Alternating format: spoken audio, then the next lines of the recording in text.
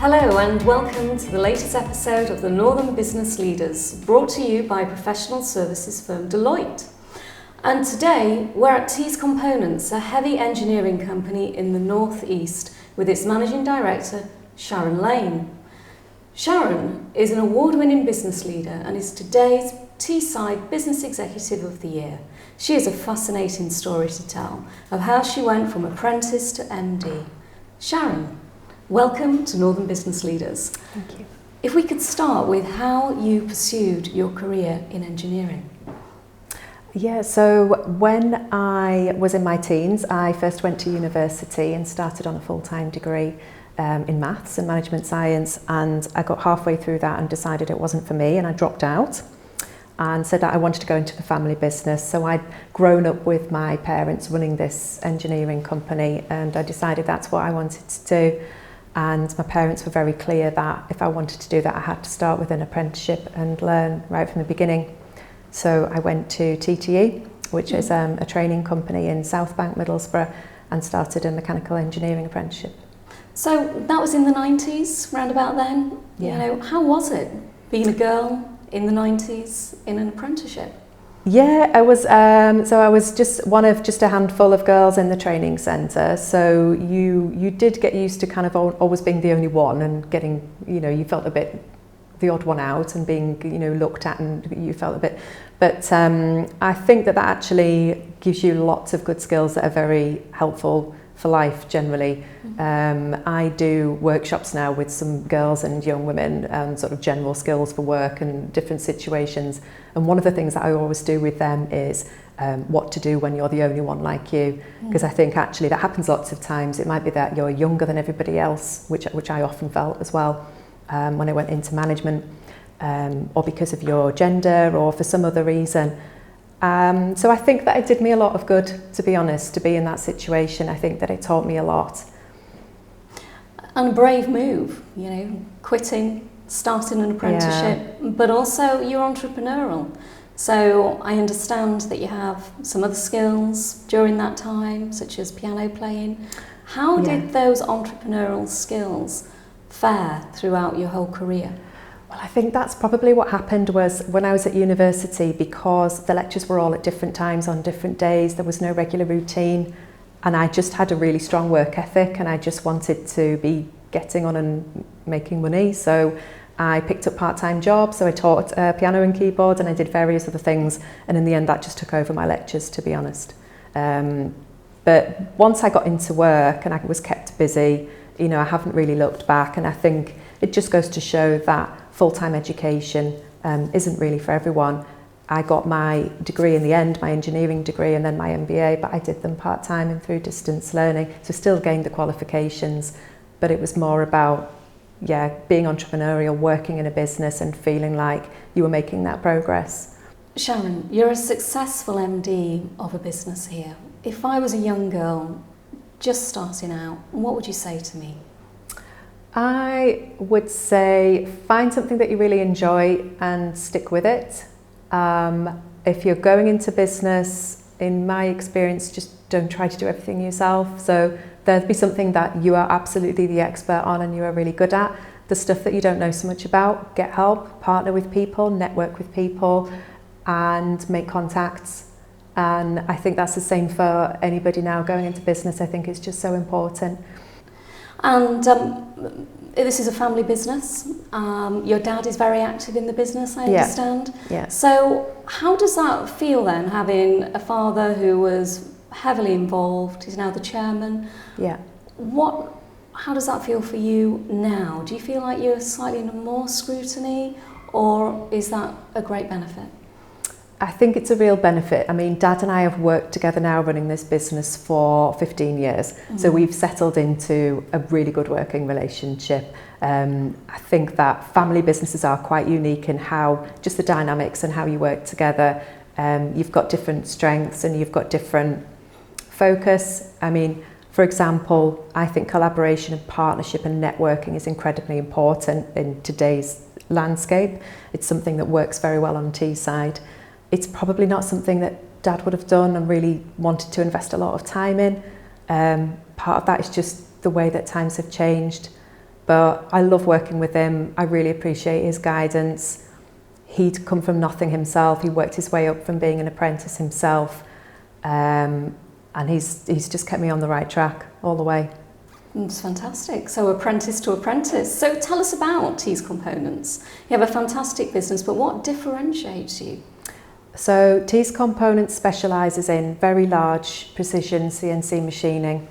So what I think sets us apart from our competitors is our skill level, our ability to deal with complex one-off projects which sometimes have quite a high degree of risk, where we are able to produce something to very fine tolerances. We've had the heavy investment in machine tools and measurement equipment to be able to carry that out. And what we really like to do is work with OEMs, be part of that iterative design process with their design engineers, give the feedback about how things can be machined, and really get to know their products as well as they do. Very good. And some of those projects, the Humber Bridge, Bond Street, but more recently you've diversified. So tell us a little bit about the gill thrusters. So the white gill thruster is a marine product. So it's basically a thruster that sits in the hull of the ship. It allows precise manoeuvrability, and it will also have a get you home capability. So if the main engines fail on the vessel, it will get the ship home. It's something that we were carrying out the work as a subcontractor, carrying out more and more operations to add value, and eventually, just over 10 years ago, we then acquired the product. So that's something that we can now supply complete into the marine sector. So it's another completely different part of the business. It's predominantly export. It's very long-term work. So it's quite contrasted to subcontract machining, which is predominantly domestic and quite short-term. Mm-hmm. So it's brought us lots of challenges in diversifying, and it's presented us with quite a lot of learning curves for our staff. So part of that is working with the defence sector. Yeah. The procurement and bureaucracy around that, would you recommend it to a small firm? Yeah, I think that the MOD generally, have made great strides now in making their procurement processes accessible to SMEs. So probably wouldn't have been possible 20, 30 years ago, or certainly not as easy. For us, it's been essential to our survival to move into these sectors, not just defence, but sectors which have higher standards and requirements of quality, documentation, traceability. So it's certainly not something that we've ever regretted doing. And yes, I would recommend it to SMEs if you've got that capability for change and that drive within your staff to embrace new sectors. So on that and the future of the business, so it's kind of led you to take the business in a new direction. Where do you see the future? I would like to consolidate our position now as the go-to machining company, the go-to subcontractor for those one-off complex high-risk projects. We're involved in prototype development, which we'd like to do much more of. We'd like to progress in renewables and defence in particular. And we want to expand, we want to grow. Part of that is investment in new plant, and part of it is making sure that we have young people coming through and trained apprentices. So we're recruiting more apprentices now, and we're looking at what we need to do to make sure we have all the resources we need to bring that next generation of engineers into the business. And the apprenticeship scheme, is that successful? I mean, your father was, you have been. Are you seeing that that's growing as a route to that talent and the skills? Yes, definitely. I think the fact that so many of us, not just me and my father, but the works manager, the production manager, are all former apprentices of the business. So we know what it's like to come in at 16, 18, and I think that's absolutely invaluable. We're putting together these training schemes for young people from a position of understanding. We've got to make sure that we keep our eyes open as to how things are now, and that we stay close to it. So we work with local colleges, to try to make sure that we always understand their curriculum, their qualifications that they're taking. But I think it is successful. I think that it's about speaking to young people, getting the feedback, and making sure that you work really closely together with just quite a small cohort really of young people each year. And are you finding that the colleges and the schools are listening to you as a business as to what you would like to see for the future? Yeah, absolutely. Again, they are much more proactive now in getting the views of businesses and what we need. You know, the aim for these local communities is to provide jobs for young people. We need to do that for the future prosperity of the area. So it's important that colleges listen to us about what training we need. We listen to them about what they need from us as a business. You've got to be prepared to go the extra mile. We offer works experience placements, we offer tours. I or my office manager will go and do mock interviews, you know, feedback on CVs, just generally, because as a business, I do believe you have a responsibility to do that. You can't sit back and expect work-ready 18-year-olds just to turn up without taking any responsibility as a medium-sized employer in the region. Yeah. Just one other question for you. Automation, does that factor into the future?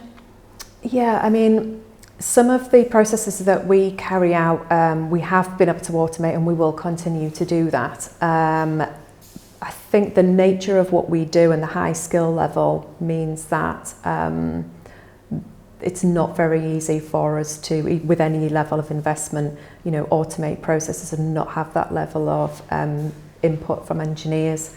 But technology moves on all the time, and we need to make sure that we're abreast of everything that's emerging.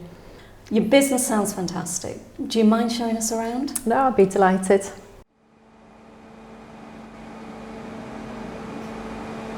You can hear by the noise that we're in the factory.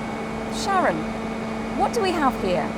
So what you can see around us here are a range of large CNC horizontal borers. So we've got lots of different components on these machines. We've got some for the renewable sector. So there's a frame for a generator just behind us. We've got some hydropower parts, we've got some rail parts, some marine components. So just a really good indication of the variation really of what we do. And are you constantly investing?